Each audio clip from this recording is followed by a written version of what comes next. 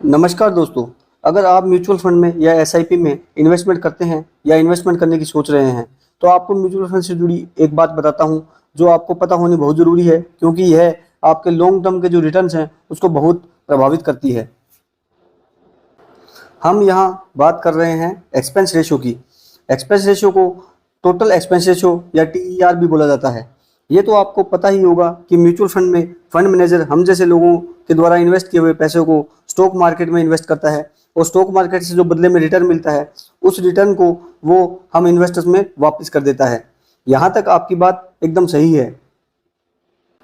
यहाँ तक कि म्यूचुअल फंड के बारे में आपकी जानकारी बहुत सही है, लेकिन क्या आपको पता है कि म्यूचुअल फंड में फंड मैनेजर अकेला काम नहीं करता है, उसके साथ में पूरी टीम होती है। उसकी टीम में फंड मैनेजर, रिसर्च एनालिस्ट और उसके साथ में उसकी टीम मिलाकर एएमसी या म्यूचुअल फंड के लिए काम करते हैं। लेकिन अगर म्यूचुअल फंड में फंड मैनेजर जब पैसा स्टॉक मार्केट में इन्वेस्टमेंट करता है और जो बदले में रिटर्न मिलता है उसको स्टॉक मार्केट से, अगर वो पूरा का पूरा रिटर्न जब वो इन्वेस्टर्स को वापस कर देता है और अपने पास कुछ भी नहीं रखता है, यानी जो जितना रिटर्न उसको मिला उतना वापस उसने कर दिया, तो म्यूचुअल फंड में फंड मैनेजर और उसकी टीम के पास क्या बचा? वो किसके लिए काम कर रहे हैं? इसलिए म्यूचुअल फंड में फंड मैनेजर और उसकी टीम को ऑपरेट करने के लिए या काम करने के लिए उसके कुछ खर्चे होते हैं जिसको एक्सपेंस रेशियो कहा जाता है, जिसे एएमसी पहले ही हमारे से होने वाले रिटर्न से काट लेती है। उस एक्सपेंस रेशियो में मैनेजमेंट फीस, ऑपरेटिंग फीस और डिस्ट्रीब्यूशन फीस शामिल होती है जो एएमसी हमसे चार्ज करती है। म्यूचुअल फंड के द्वारा चार्ज किए गए इस चार्जेस को एक्सपेंस रेशियो कहते हैं और एक्सपेंस रेशियो हमारा जो इन्वेस्टमेंट क्रिएट होता है उसका परसेंटेज होता है। और कुछ कुछ फंड्स या स्कीम्स में ये जो एक्सपेंस रेशियो है वो 2.5% तक भी वेरी कर सकता है।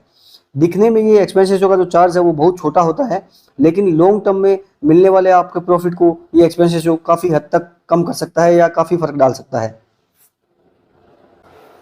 एक्सपेंस रेशियो का हमारे लॉन्ग टर्म के इन्वेस्टमेंट या रिटर्न पर क्या फर्क पड़ता है उसको हम एक एग्जांपल के साथ समझते हैं।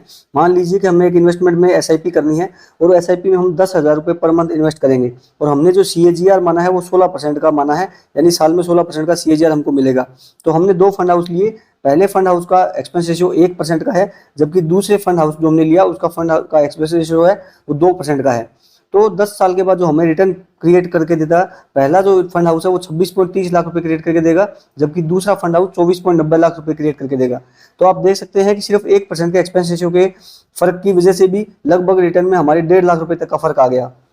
इसीलिए ये मेरा सजेशन है कि जब भी आप म्यूचुअल फंड में इन्वेस्टमेंट करने की सोचते हैं तो सबसे पहले फंड हाउस का एक्सपेंस रेशियो पक्का देख लें, क्योंकि ये लॉन्ग टर्म में आपके इन्वेस्टमेंट का जो रिटर्न्स मिलेंगे उसको नेगेटिवली इफेक्ट करता है।